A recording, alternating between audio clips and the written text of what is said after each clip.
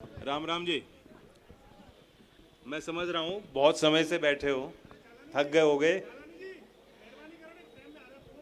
मैं सबसे पहले तो अपने तरफ से शोक संवेदना व्यक्त करना चाहता हूँ पूर्व विधायक और हमारे राजस्थान असेंबली के सभापति रहे श्री गिर प्रसाद तिवारी जी का अभी 2 दिन पहले निधन हुआ।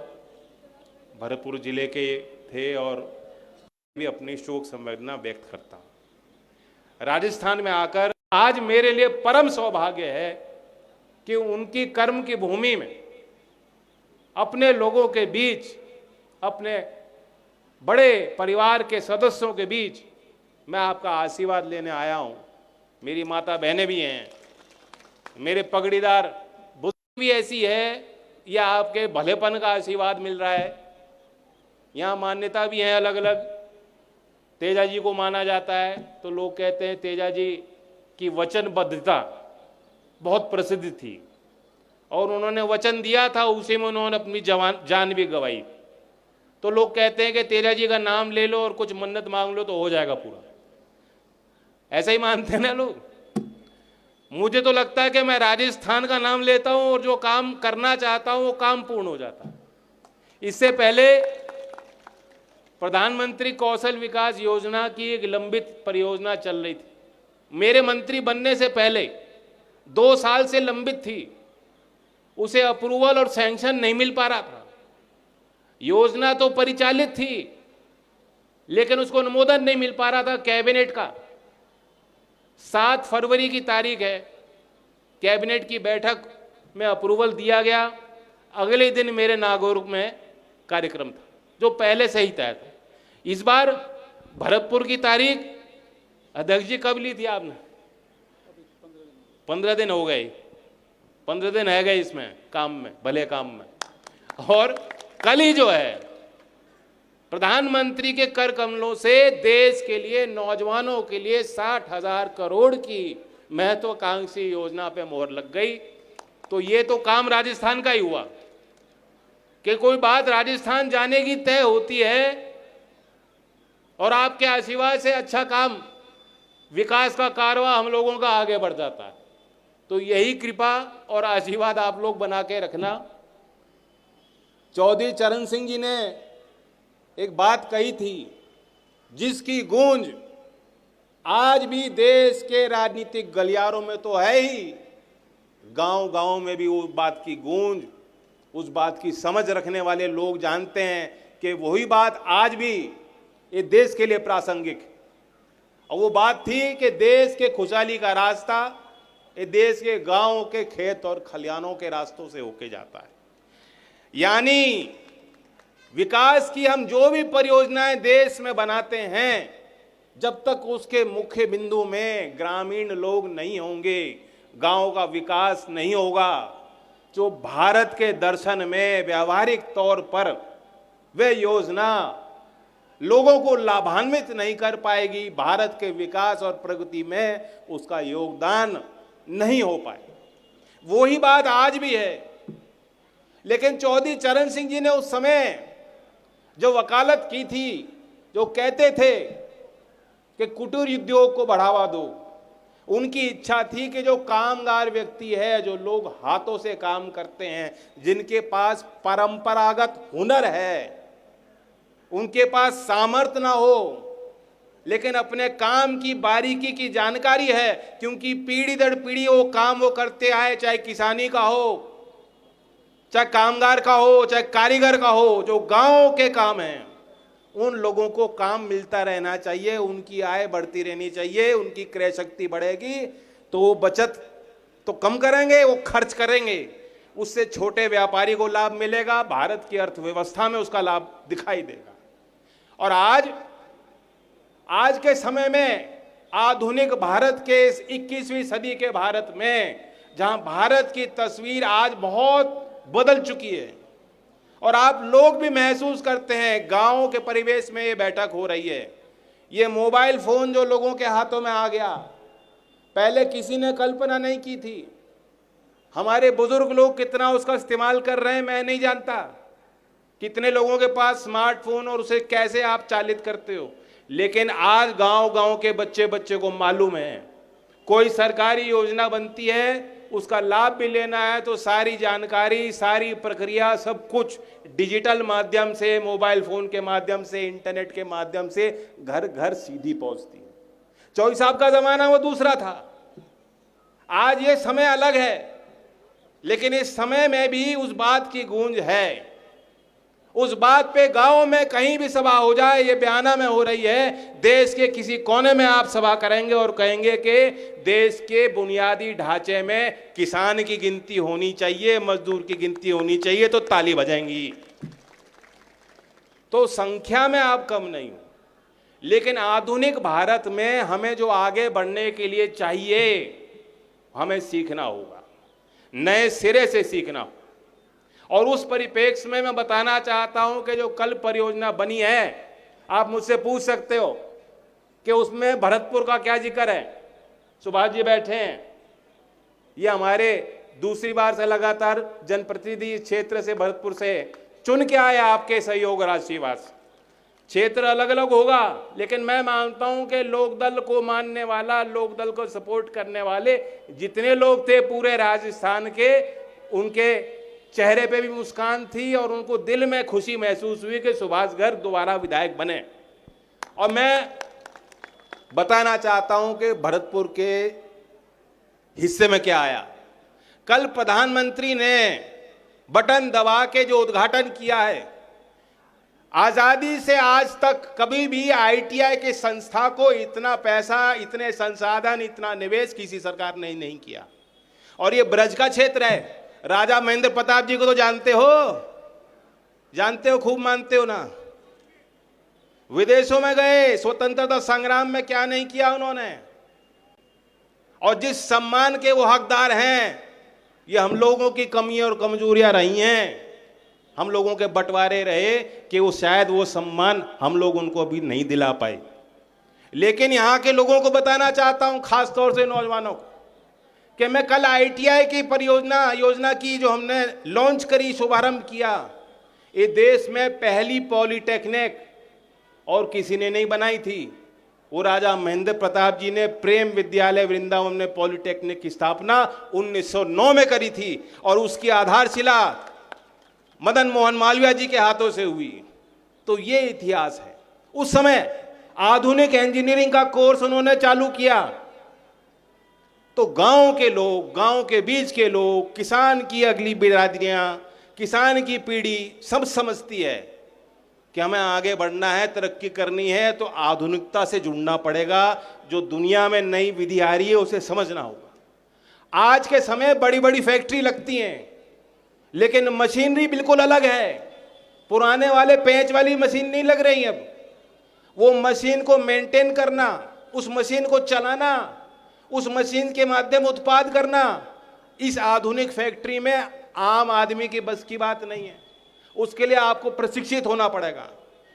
आप जिनके पास 2 बीघे, 4 बीघे, 6 बीघे खेत होगा, आप जानते हो कि आगे खेती से वो गुजारा नहीं। जिस हिसाब से आपके परिवार का जो हिसाब किताब बन पाया, अगले वाली पीढ़ी का भी शायद नहीं बन पाएगा।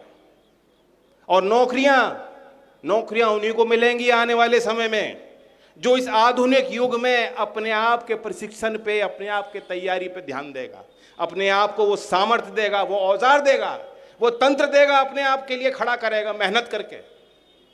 ये चौधरी चरण सिंह जी कहते थे कि युवाओं के पुरुषार्थ से ही देश सबल बनेगा, विकसित बनेगा। आज भी भारत सरकार का वही मंत्र, आज भी भारत सरकार कह रही है कि अगर देश को विकसित बनाना है, 20 साल में बनाओ, 25 साल में बनाओ, 30 साल में बनाओ, तभी बना पाओगे जब देश के युवा, भारत के नौजवान के हाथ में वो ताकत दो, उसको वो पहचान दो, उसको वो सम्मान दो, और देश के मुख्य धारा में उसे आगे बढ़ने का अवसर दो। और ये 60,000 करोड़ की जो योजना बनी है, इसलिए बनाई गई। देश में 10 आईटीआई के समूह में पैसा लगाया जाएगा पहले चरण में, और देश के वो 10 समूह में राजस्थान में एक समूह जो चिन्हित किया गया वो भरतपुर है। वो भरतपुर ही नहीं, आईटीआई बयाना में भी है, उसको भी हम इसमें शामिल करेंगे। आपके धौलपुर में भी आईटीआई है, सागिर जी बैठे हैं, धौलपुर की आईटीआई भी इसमें शामिल होगी, तो कुल 5 का समूह बना के डीग जिला, भरतपुर जिला, इस सभी जिलों में जो आईटीआई सरकारी हैं, जो अभी परिचालित हैं, जहां बुनियादी ढांचे भी शायद सही रूप में नहीं होंगे, उसके लिए एक भारी निवेश होने जा रहा है। और कौशल विकास में भरतपुर ने नए प्रयोग भी किए। मुझे बहुत खुशी हुई जब एक ही दिन के कौशल महोत्सव में भरतपुर के 2400 बच्चों को, नौजवानों को नौकरी मिली थी। सुभाष जी को याद होगा, एक दिन में 2400 बच्चों को नौकरी मिली। और आगे भी जो ऐसे आपकी मांग होगी और आवश्यकता होगी, उस तरह के आयोजन इस ग्रामीण क्षेत्र और अंचल में हम लोग करेंगे। यहाँ के विकास के लिए भी बहुत प्रयासरत रहते हैं सुभाष जी। और हम लोग जाके गडकरी जी से हमने मुलाकात की थी। पहले के समय में एक क्षेत्र से दूसरे क्षेत्र में पहुंचना बहुत कठिन था, और आज आप किसी देश के शहर में जाके देखेंगे, जहां आप 2 साल या 3 साल पहले गए होंगे, आज वहां के रास्तों में आप गुम हो जाएंगे, क्योंकि आपको पहचान नहीं आप कर पाओगे कि कौन सा रास्ता बन गया।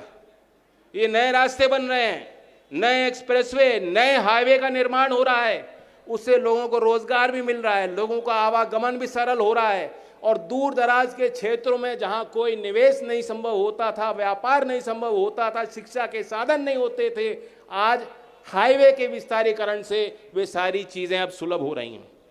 यहां भरतपुर में भी कई जगह हाईवे पे फ्लाईओवर, कनोटा, बस्सी चौराहा, मानपुर चौराहा, देहरा मोड़, ऊंचा नगला, यहाँ पे जो है फ्लाईओवर स्वीकृत हो गए हैं। और आगे भी जो डीपीआर है, जो जानकारी मैं दे रहा हूँ कि भरतपुर से सारस चौराहा, काली बगीची, शीशम चौराहा, सेवर चौराहा, यहाँ भी अभी प्रस्तावित।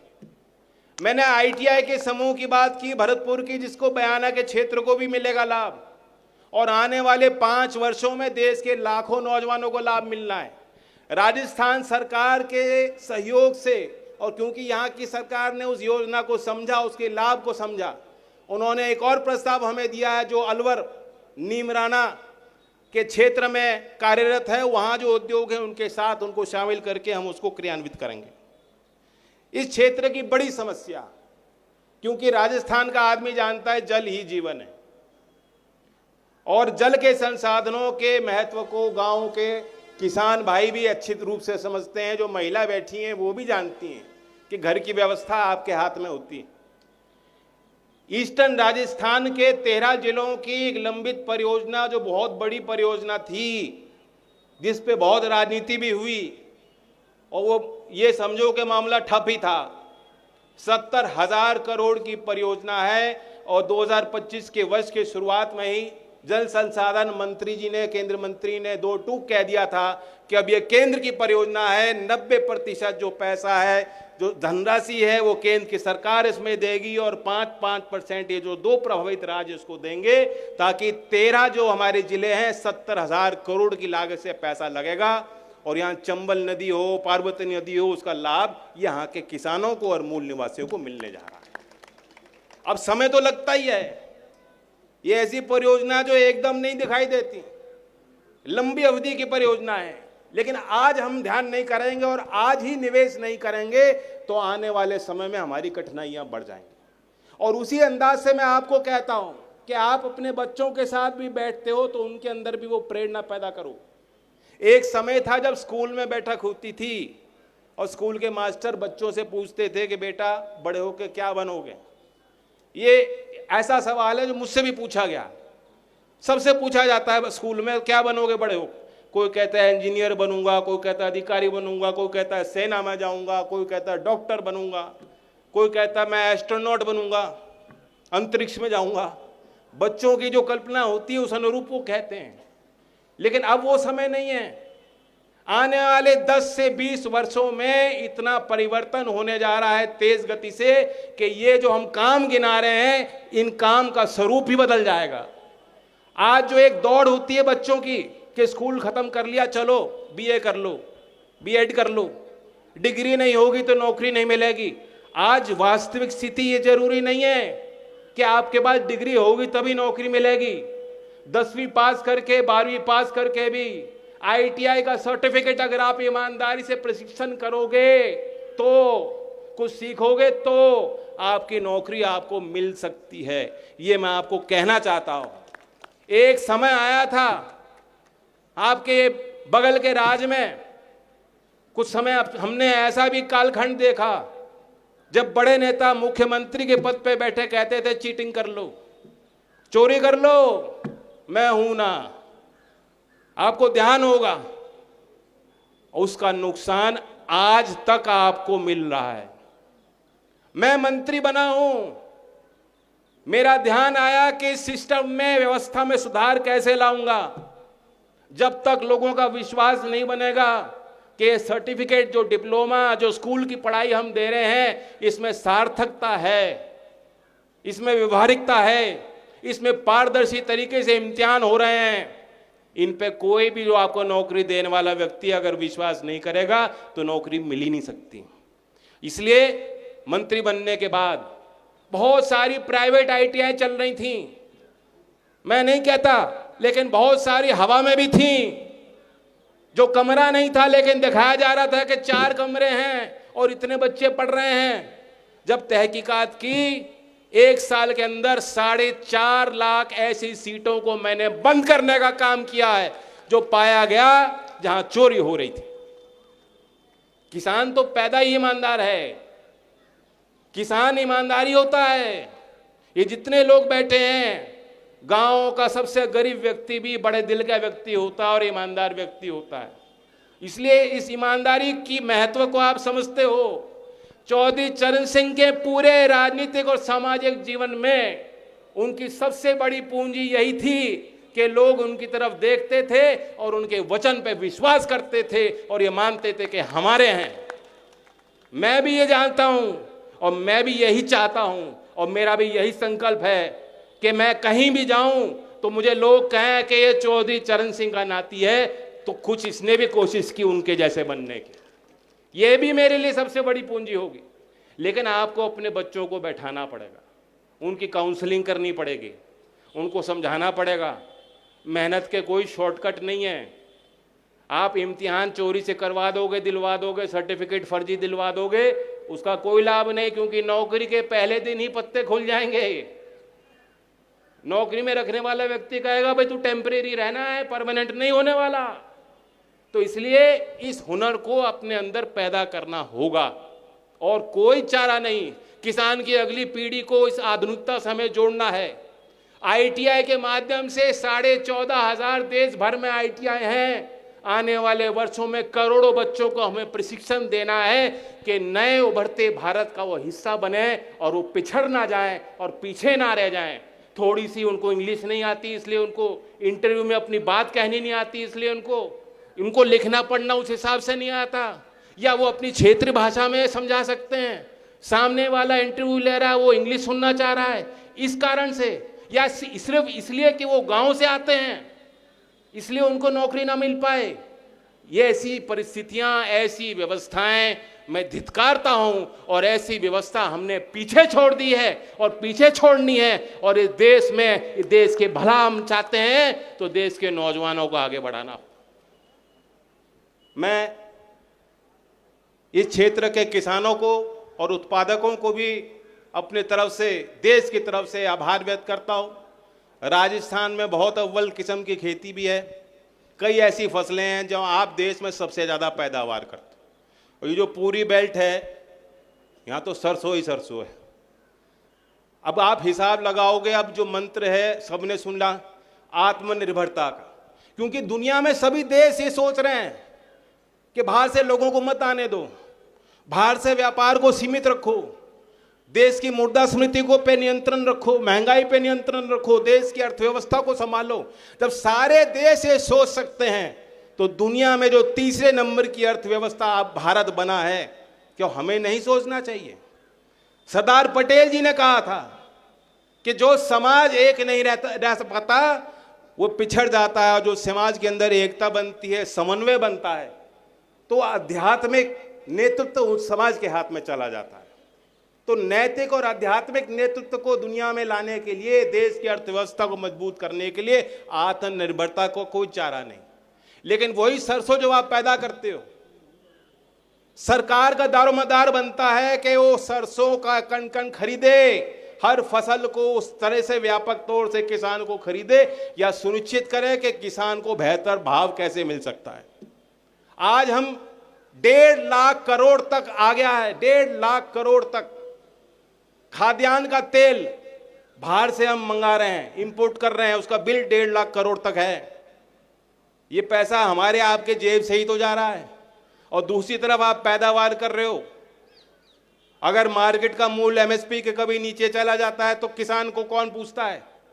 तो इसलिए किसानों को भी इस पे सोचना होगा। लोकदल तो पार्टी ही किसानों की है और मैं आपको कह सकता हूं, सरकार हो या ना हो, लोकदल का कार्यकर्ता अपना काम कराना जानता है और अपनी लड़ाई भी लड़ना जानता है बेखूबी तरीके से। तो इसलिए जो हमारे अध्यक्ष जी ने कहा और जो उनकी कोशिश है, ऊर्जावान व्यक्ति हैं, सुभाष जी का अनुभव है और हमारे अध्यक्ष जी, हमारे यूपी में तो योगी हैं, आपको मिल गए जोगी, जोगिंदर रवाना है। और फिर कमी रह जाती है तो लंबे चौड़े हमारे संतोष फौजदार हैं। मुझे तो लगता है सरकारी कार्यालय की छत इनकी पूरा नहीं पड़ेगी। तो काम भी होंगे, पार्टी पे भी आप लोग ध्यान दो, पार्टी की सदस्यता चलाओ। और जैसे चौधरी चरण सिंह के जमाने में किसानों का एका हुआ था, जात पात का कोई अर्थ नहीं। और जिस आधुनिक भारत की मैं बात कर रहा हूं आज ही है। आज भी कई क्षेत्रों में आप देखेंगे, कार्य क्षेत्रों में किसी जाति से आ जाओ कोई मतलब नहीं है लोगों का, उस चीज से लोग ऊपर उठ चुके हैं। आगे नौजवानों के सामने और समस्या खड़ी होंगी अगर ये उसी चुंगल में फंसे रहे तो, कि मैं तो जमींदार हूं, मैं तो किसान, मैं ये काम नहीं कर सकता, मेरे लिए छोटा काम नहीं। जो काम मिल रहा है करो, घुसो और किनारे में वरना खड़े रह जाओगे।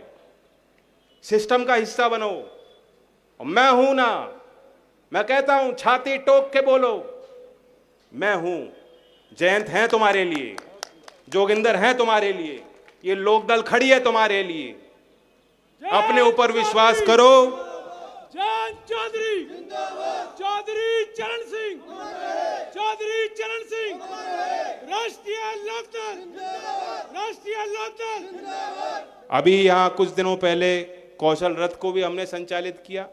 मैं नहीं जानता कि इस क्षेत्र में वो पहुंच पाया नहीं पहुंचा।